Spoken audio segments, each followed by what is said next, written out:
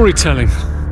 Since the dawn of time, hunter-gatherers have sat round campfires exchanging what they did that day, whether it was tales the size of the woolly mammoth or the fish that got away. Those that were listening would recall their stories, and together, stories would spread and take on a life of their own, whether more sad, more happy, more incredible, or just more sensational. Subsequently, when researchers try to find the origins of well-known stories, it becomes almost impossible. And so it is today with the story that we're talking about. The well-known nursery rhyme, Jack and Jill.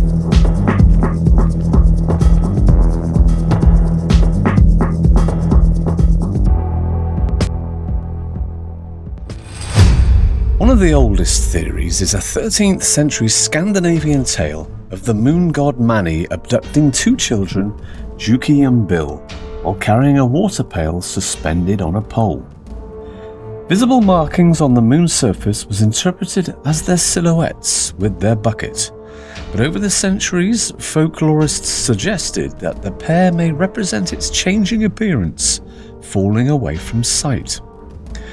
As many old tales spread through the ages, it could be that this one arrived in England, and the details changed to fit a more local narrative, i.e.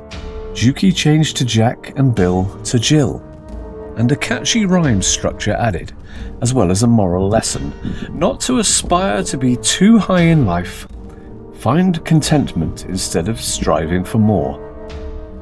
Next, I popped into the Jolliffe Arms. I know what you're thinking, any excuse. It's all in the name of research, because the next theory about Jack and Jill is about beer. Jack was the former measurement of a half a pint of beer, and a Jill a quarter pint. So is this simply a cautionary tale about the influence of alcohol? Well, possibly. But there's another theory that it stems from a satirical tale from Charles I, attempting to tax beer in 1625. Parliament opposed it, but a Jack was reduced in volume, but the tax remained the same. Technically, the king got his tax without having to raise it. Jack fell down and broke his crown can be interpreted as lowering the measure, as was the case with the symbol on the side of a tankard. Consequently, the Jill was also affected and came tumbling after.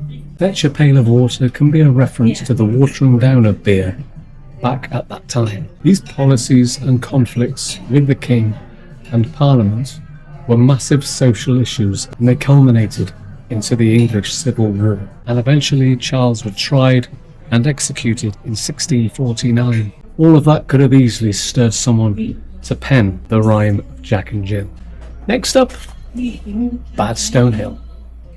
Local folklore of Somerset has a story of a married young couple expecting their first baby. One day, Jack fetched water from a well located at the top of this hill called Badstone, where a dangerous quarry lay at the top. Tragically, a boulder from the precarious quarry falls and crushes Jack. He later died from the injuries sustained. Then, as a double tragedy, Jill, reeling in despair in the depths of her anguish, summoned all her strength, but died a few days after childbirth. The parish community of Kilmerston, it is believed, bring up the child, who takes on the name Jilson. Curiously, the surname Jilson is very evident within a 5-mile radius of the church, and very few elsewhere across the whole country. However, despite much research, the records do not confirm the story, turning this interpretation into mere speculation. In any case, critics were never convinced with the detail of a well located at the top of a hill. But then an odd thing happened in 1999. A large hole was found at the top of the hill near the present school. An archaeologist was summoned from Bristol Museum, who climbed down and confirmed it was indeed a 38-foot medieval well. Walking away from Kilmerston, there's one final origin story possibility from France, featuring the infamous ill-fated Louis XVI and Mary Antoinette. Their unpopularity with their people and subsequent going up the hill, or their steps up to their public execution, was first with Louis, the guillotine chopping off his head and losing his crown. Then came Marie Antoinette, who came tumbling after.